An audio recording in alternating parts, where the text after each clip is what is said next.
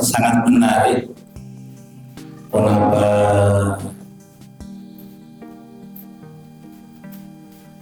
yang disampaikan oleh Pak Kades Niki Kadita Ustadz Subai,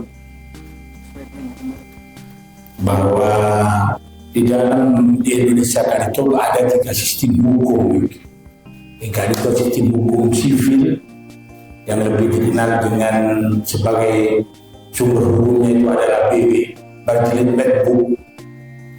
Kemudian sistem hukum Islam yang kalau di Indonesia itu dikodifikasi hukum Islam itu adalah KHI, kompilasi hukum Islam, berdasarkan Impres nomor 1 tahun 91, kan itu jadikan sandaran.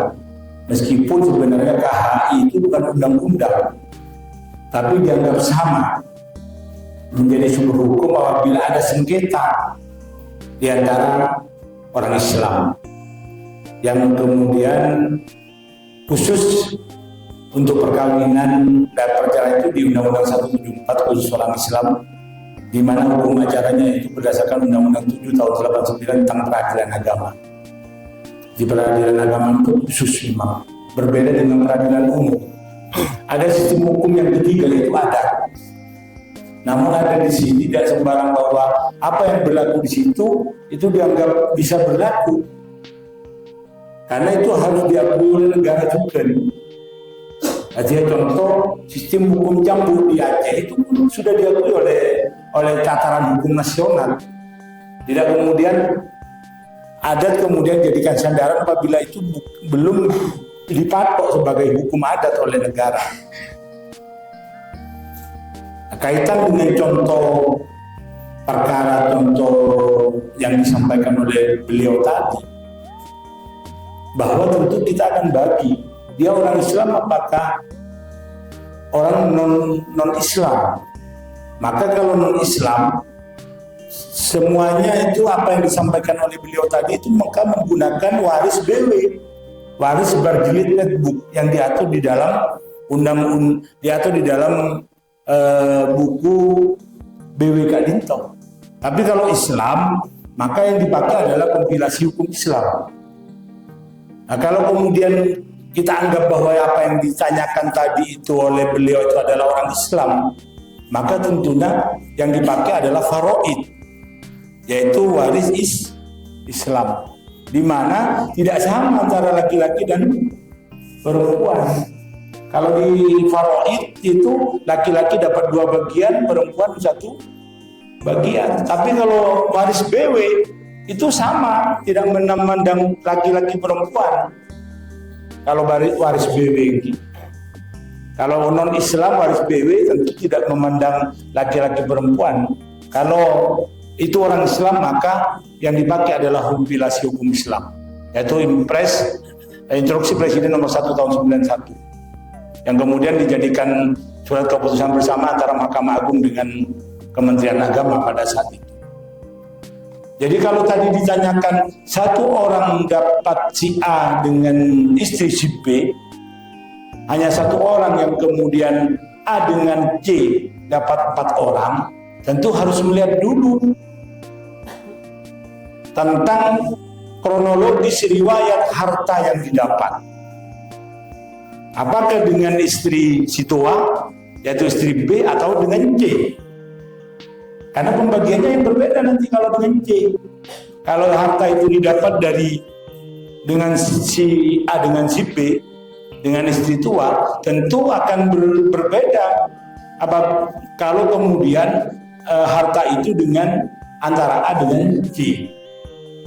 Karena kalau A dengan B, A dengan istri tua, maka yang anak yang satu itu tentu sama-sama bisa mendapatkan baik dari waris dari ibu maupun waris dari bapak. Jadi Nabi oleh masing muda, maka yang akan menjadi panutan itu adalah 4 anak yang lain yang merupakan keturunan antara si A dengan istri muda, maka berpengaruh. Karena apa? Karena 4 orang anak ini akan mendapatkan bagian waris dari bapak maupun dari ibu. Jadi melihat dulu harta warisannya itu dari mana. Apakah harta warisan ini gonogini antara si A dengan si tua, atau si A dengan yang muda, atau ini warisan dari kakek. Kalau misalnya warisan itu dari kakek, maka sama-sama dapat semuanya. Cuma tinggal bagian, kalau itu orang Islam maka laki-laki dapat 2 bagian dan yang perempuan dapat 1 bagian. Misalnya anak yang pertama dari istri yang pertama itu laki-laki, sedangkan 4 anak yang lain dari yang muda itu semua perempuan, maka 2 ditambah 1 ditambah 1 ditambah 1 ditambah 1 berarti menjadi 6 bagian. Jadi yang laki-laki 2/6, yang perempuan yang 4 itu adalah dapat 1/6, 1/6, 1/6, 1/6. Sehingga semua total ada 6/6 sama dengan 1. Ini kalau berdasarkan faraid. Tapi kalau berdasarkan hukum BW sama ini. Berarti semua sebagian berarti dibagi 5 bagian. Misalnya punya 6 hektar, maka yang laki-laki 2 hektar, yang lain 1, yang perempuan, anaknya yang perempuan 1 hektaran. Nah itu kalau kemudian dari warisan dari kakek. Kalau warisan dari harta gonogini dengan si A misalnya, dengan yang tua, si A dengan yang tua, maka si anak laki-laki yang hasil dengan yang tua ini akan lebih banyak mendapatkan harta, karena dari si ibu, harta warisan dari si ibu separuh dari harta gonog ini, karena harta gonog ini itu kan separuh 50%. Maka anak yang laki-laki itu dapat 50% dari warisan ibu, maka kemudian dapat bagian dari kakek yang 2/6 dari si ayah, sehingga separuh ditambah 2/6 yang laki-laki. Kalau kemudian dapat dari si harta gonogini itu dari ibu muda, maka 4 anak perempuan yang tadi saya contohkan itu dapat bagian dari ayah, juga bagian dari ibu. Sehingga dari ibu yang 50% itu dibagi 4, masing-masing 1/4 karena perempuan sama-sama 1 bagian. Sedangkan dari bapak masing-masing dari yang keempat itu dapat 1/6, 1/6, 1/6. Sehingga anak laki-laki dari Raji Sepo itu cuma dapat 2/6 dari bapak. Yang dari ibu tidak dapat karena gonoginya bersama ibu muda. Ini kalau harta gonogini. Kalau harta gonogini. Jadi memang sangat rumit di dalam kehidupan masyarakat bahwa hal-hal seperti itu kemudian akan menjadi kerajaan maksudnya. Jadi hal kecil bisa menjadi kerajaan kalau kemudian para pemimpin di tingkat desa itu tidak bijak. Makanya kalau padahal beliau ini sebenarnya sudah paham, tapi mencoba mungkin ngetes kita sebenarnya. Saya paham, beliau sangat paham itu. Makanya Pelicok itu kalau saya amati dari jauh, salah satu desa yang sekarang paling tentrem, paling makmur di seluruh Situbondo. Itu harus diakui. Ada beberapa desa yang saya amati, termasuk desa saya sekarang Busuki, kemudian Pelicok, kemudian di daerah timur itu kalau Mujosari. Kalau mau tidak usah kita lihat apa-apa sudah. Kita lihat masing-masing balai desanya. Sama-sama dapat DD-ADD 1,5 M tiap tahun. Kenapa hanya Besuki, Pelicok, Mojosari yang begitu mentereng kantor desanya? Kan berarti banyak beduk yang lain. Dimungkinkan banyak beduk selain. Jadi tepuk tangan untuk Pak Subai, sahabat saya ini, yang telah sangat bijak lah memimpin desa. Itu contoh ya. Sama-sama dapat 1,5, kemana saja yang lain? Diduga disalah gunakan. Ya. Jadi diduga disalahgunakan, kenapa tidak sama? Ada yang sampai balai desanya itu abrisian balai desanya apa itu cacatan, ada itu di Kabupaten Situbondo itu. Tidak pernah dicat selama 3 tahun 4 tahun itu.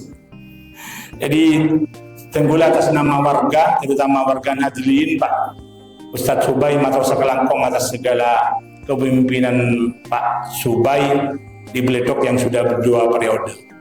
Insya Allah manabi panjenengan poron 3 periode sudah di tangan. Manabi poron tergantung Pak Subai poron Bunapunten.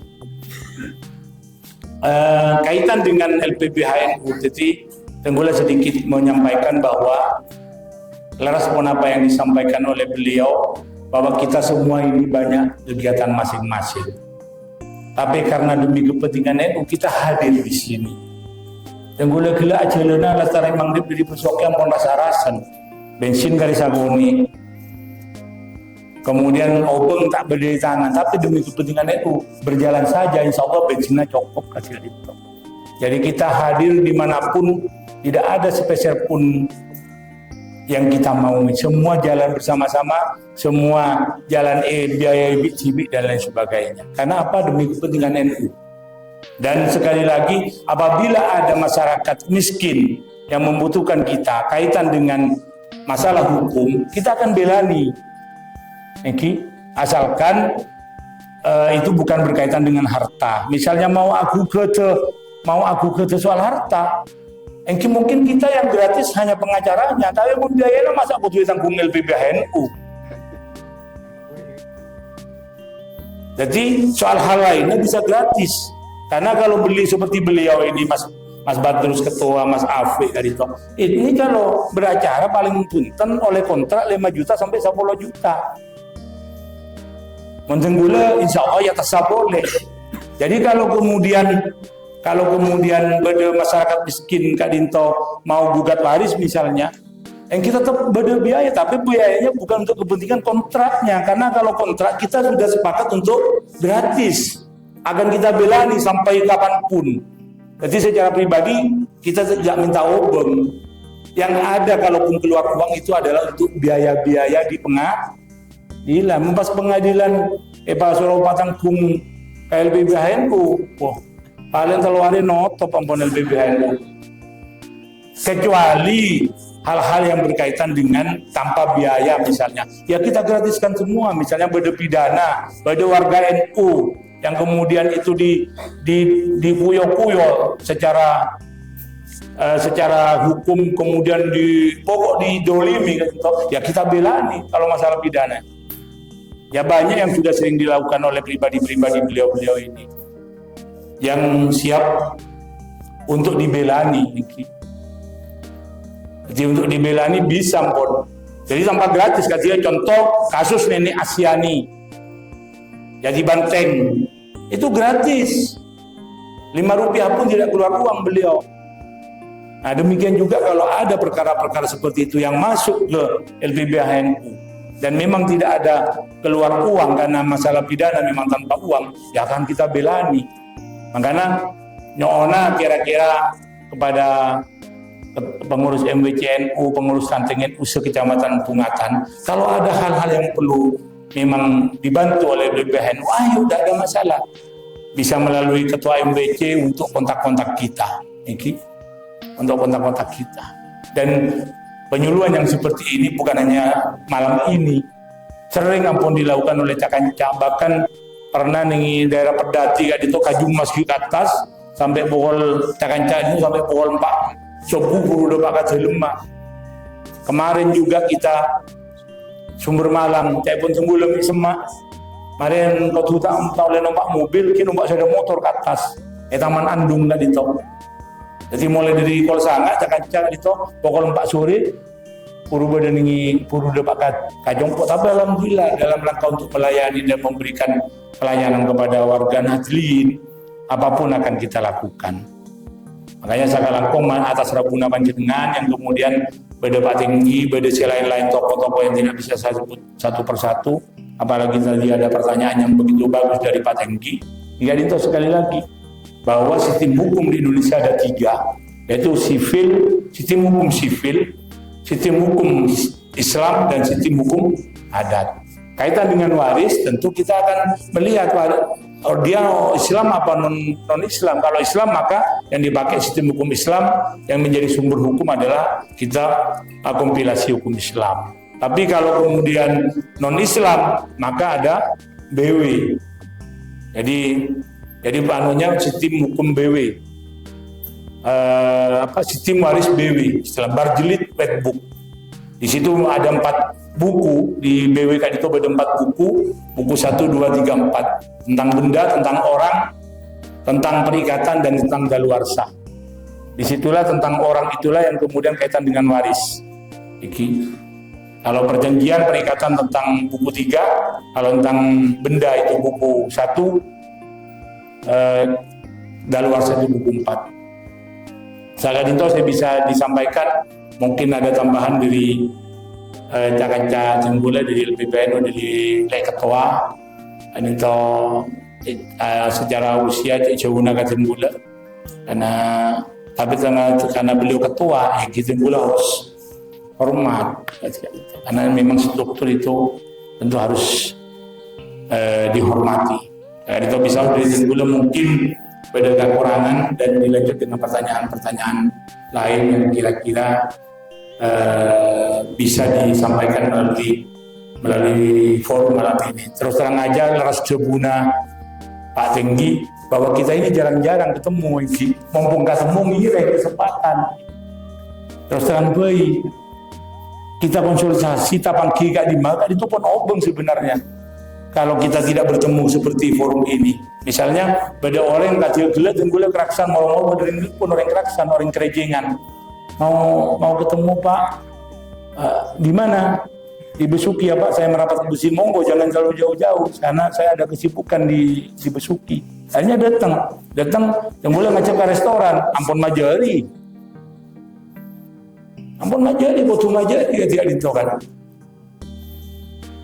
Di eman-eman, dalam pertemuan kali itu eman-eman, atau nanti kita lanjutkan melalui ketua MWC praktek-praktek seperti ini. Jadi jangan sungkan-sungkan untuk minta pembelaan terhadap kita.